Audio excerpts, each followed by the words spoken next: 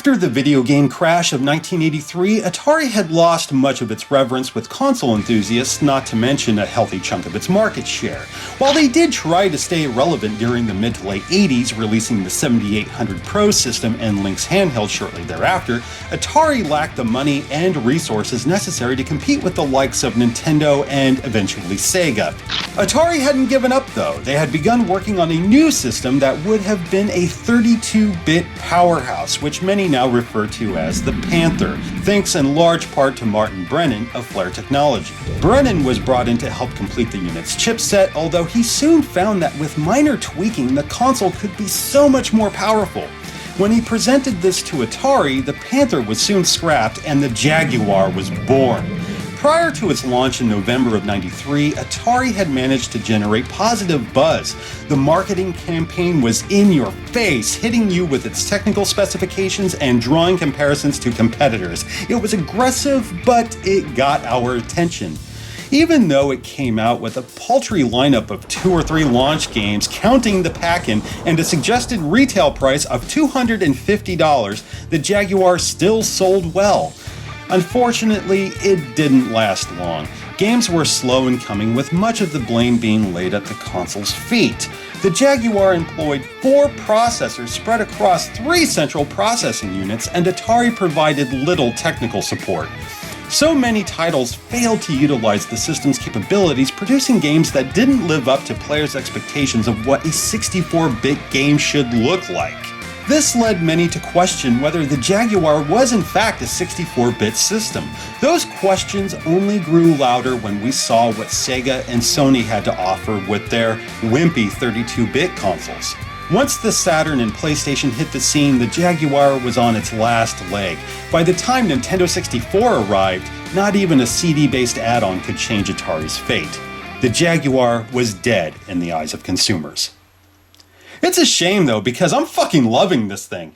No, it may not have an extensive library of stellar titles, but there are some gems that make Jaguar worth having. Before we talk about games, let us take a look at the system and its infamous controller. I say infamous because so many have gone so far as to say it's one of the worst, if not the worst, controller ever made.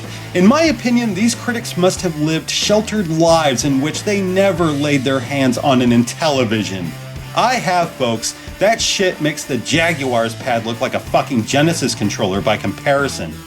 I know the keypad puts a lot of players off, though it does work well with games that utilize it.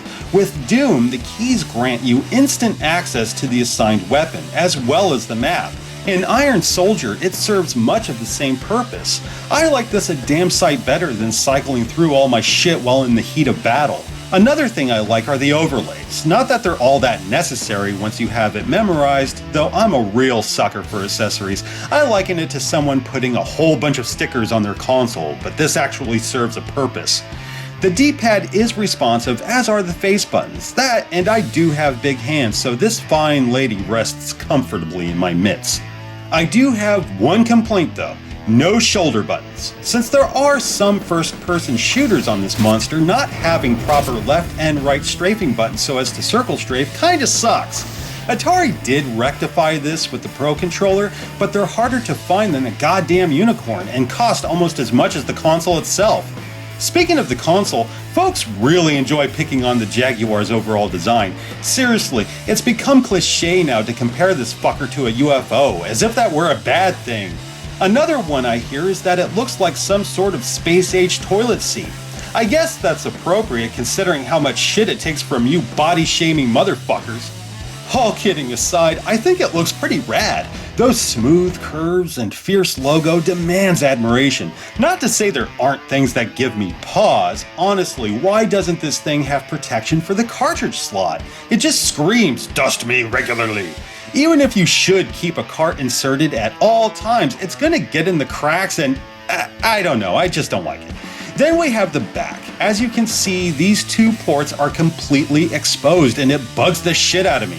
You'd think there should be a cover or some shit, but no, it doesn't make sense.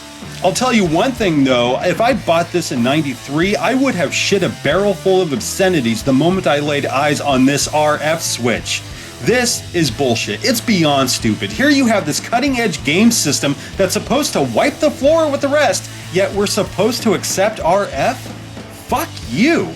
Look, I get that I'm an old bastard that stands by composite and has zero interest in HD, but the line must be drawn here. This far, no farther. Really, here's how it looks with RF. Now composite.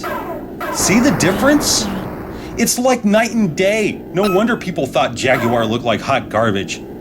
Then again, that may have had something to do with the pack-in game as well.